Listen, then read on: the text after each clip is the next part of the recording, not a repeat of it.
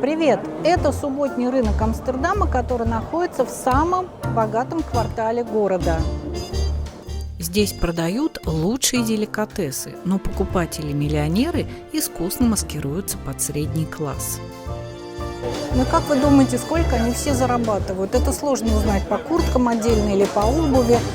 Тем более, что в Нидерландах следует такое негласное правило, что доход его нужно и показывать, конечно, но и скрывать одновременно. И в этом будем разбираться. Этот фешенебельный район Старый Юг возник в Амстердаме к концу XIX века, и архитектура в нем – это не золото и вензеля, а демонстрация безупречной эстетики, когда твоя роскошь заметна только тем, кто понимает в ней толк. Но не кажется ли вам, что здесь чего-то не хватает? Многих моих туристов в Нидерландах поражает то, что они нигде не видят высоких заборов. И ведь это норма. У многих частных домов вообще отсутствуют какие-либо ограждения. Эта прозрачность на самом деле присутствует во всем. Не только в отсутствии заборов, но и в социальном поведении. И, конечно, во внешнем виде. Здесь не принято наряжаться, чтобы что-то доказать. Состоятельные люди часто выбирают дорогую, но сдержанную одежду. Они не фанаты известных брендов, которые можно вычислить на расстоянии, и поэтому часто выглядят неброско. В нидерландской культуре очень сильно работает установка «Doe maar gewoon». Это переводится как «просто веди себя нормально, и этого достаточно». Поэтому на том рынке в Амстердаме, который я вам только что показала, вы вполне могли встретить миллионера в обычной ветровке. Происходит это отчасти, конечно же, из-за наших погодных условий. При сильном ветре, дожде, при езде на велосипедах другая одежда просто невозможна. И когда начальник компании приезжает в обычном дождевике на велосипеде на работу, а не в дизайнерской одежде, которая просто часто неудобна, это не демонстрация дохода, это просто «Doe maar gewoon». Даже наша королева Максима, женщина невероятно стильная, не так давно была замечена в одежде от всем нам хорошо известного бренда. Однако, будучи экспатом, Максима родом из Аргентины, она очень тонко чувствует менталитет своего нового народа, поэтому использует этот прием довольно часто. Вот, например, фиолетовый костюм от Зары, который она одевала, кстати, не один раз. И это тоже не все. Максима напомнила мне хозяек Советского Союза, когда дорогая сердцу вещь перешивалась, подшивалась. Сегодня известно 22 платья, которые Ее Величество подшила. Зачем она это делает? Ну, потому что мода меняет свою длину, а Максиме платья дорогие, и она их использует и второй, а иногда и третий раз. Кстати, в свои 55 лет она в них еще и влезает. Меня зовут Светлана, и я приветствую вас на канале «Вокруг Амстердама». Чтобы понять такой подход к внешнему виду, нам с вами нужно вернуться лет так на 350 назад к самым дорогим оплачиваемым картинам Голландии XVII века. Этот золотой век дал стране безумные деньги, но была одна маленькая проблемка. Их новая протестантская религия запрещала деньгами хвастаться. В моде была строгость. Власть нашла компромисс, и элита надела черные одежды. Хоть черный цвет и стоил как хороший Порш, потому что сам черный пигмент был в большом дефиците, но власть использовала все оттенки черного, все фактуры, и шелк, и бархат, что очень хорошо, кстати, отразил в своих картинах легендарный Франц Халс. Если элита отказалась от цвета, это не значит, что она отказалась от украшений. Вы только посмотрите на это роскошество. Мартин и Оппиен были новоришами того времени. Их родители сколотили свое состояние на сахаре, перце, а у Оппиен на зерне и порохе. Когда эти двое уже почти как год были женаты, они решили далеко не искать, а заказать свой свадебный портрет у своего соседа, коим был знаменитый Рембрандт, который, не будь простофилей, быстро сообразил, какой заказ плывет к нему в руки, и предложил изобразить супругов в полный рост, как раньше изображали только королевских особ. И пара, конечно, не могла устоять. художник, в свою очередь, получил баснословные деньги по 500 гульденов за каждый портрет, что равнялось 4 годам зарплаты среднего ремесленника. А в то время, чтобы вы понимали, художник это тоже был ремесленник. Давайте поближе рассмотрим эти портреты. Украшение Оппиан в пересчете на сегодняшний день это примерно 1 000 000 евро. Кстати, у нее красный нос. Но Рембрандт вообще был правдивец. За ним водилось, что он не приукрашивал дамские портреты, за что неоднократно терял хороших клиентов.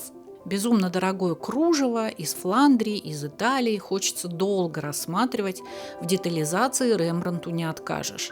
Кстати, последними частными владельцами Мартина и Оппиан были Ротшильды, которые, повесив картины в спальне, курили сигары. После чего при покупке работ Лувром пополам с нашим государственным музеем их очень долго и сложно реставрировали, придавая тот самый накрахмаленный блеск. У Мартина невероятно красивые банты и золотые пряжки на самых модных на тот 1634 год туфлях. Конечно, в Амстердаме были и другие богачи, кто носил кружева и украшения, но раз мы смотрим на то, что скрыто в деталях, то давайте обратим внимание на пол. Он мраморный, для того времени это было невероятной роскошью. И вообще это единственный мраморный пол на всех картинах Рембрандта. Но вот вечный вопрос, можно ли купить счастье за деньги. Мартин после написания этой картины прожил всего лишь 10 лет, а Оппиан пережила своего первого мужа на 48 лет и была еще вторично замужем. И куда бы она ни переезжала, она всегда перевозила эти картины с собой, как память о недолгой, но настоящей любви. Но золотой век Голландии кончился, а привычка в скромности и практичности осталась. Кстати, ни Мартин, ни Оппиан никогда не носили такие украшения в повседневной жизни. Это просто был портрет об их статусе. Что касается меня, переехав сюда 20 лет назад из Москвы, где с брендами было все понятно, вам это не надо объяснять, сначала я убрала в шкаф каблуки. Видимо, они специально здесь все выкладывают этим клинкерным кирпичом, чтобы ты не ходил и не выпендривался. Я, конечно, шучу. Вообще про кирпич тоже тема необычная. Если вам она интересна, пишите в комментариях, что-нибудь об этом сделаю. Так вот, позже я стала менее броско краситься, потому что когда ты наряженно идешь по улице, то ощущаешь себя белой вороной. В этой стране одеваться шикарно и красиво – это почти социальный провал. Так что же такое роскошь по-нидерландски? Конечно же, у нас очень дорогая недвижимость, особенно в том районе Старого Юга, где находится рынок. Кстати, если будете в Амстердаме, очень рекомендую прогуляться по этим местам. Начинайте с Музейной площади и идите в сторону Вонделпарка. Когда этот район строили, все начиналось именно с него. Бизнесмены XIX века сначала купили землю и создали масштабный закрытый для обычных горожан парк для конных прогулок, а потом уже начали продавать землю под виллы. Сегодня парк Вондела открыт и является самым знаменитым и любимым парком у жителей Амстердама. А у многих вилл задние дворы так и выходят прямо в этот парк.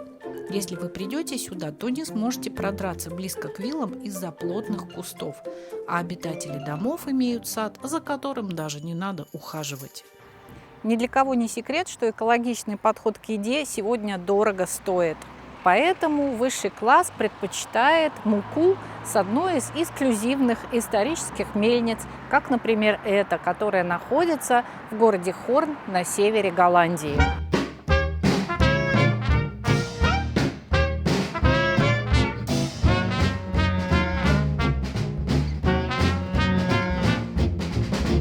А мы хоть и не причисляем к себе буржуа, но хлеб печем дома сами, вернее, мой муж.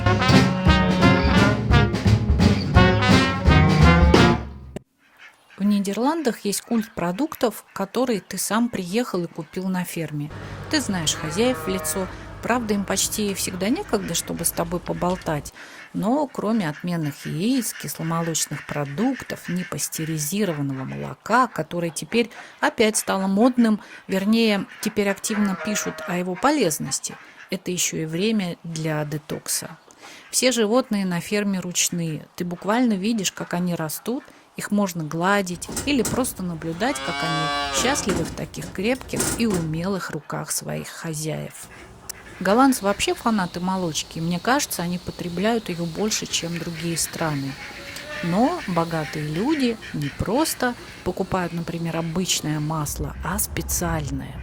Это масло изготовлено из пастеризированных сливок традиционным способом, находится в специальных дубовых бочках и посыпано, например, крупной морской солью из Зеландии. Она называется Zeus Zute. Вы мажете это масло на тот самый мельничный хлеб, и простой бутерброд превращается в гастрономический эксклюзив.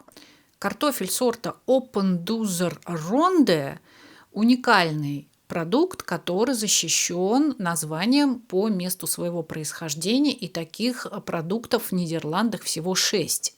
Его можно узнать по небольшой круглой форме, по желтой кожуре. Его собирают только вручную, и сами понимаете, что стоимость его из-за этого гораздо выше.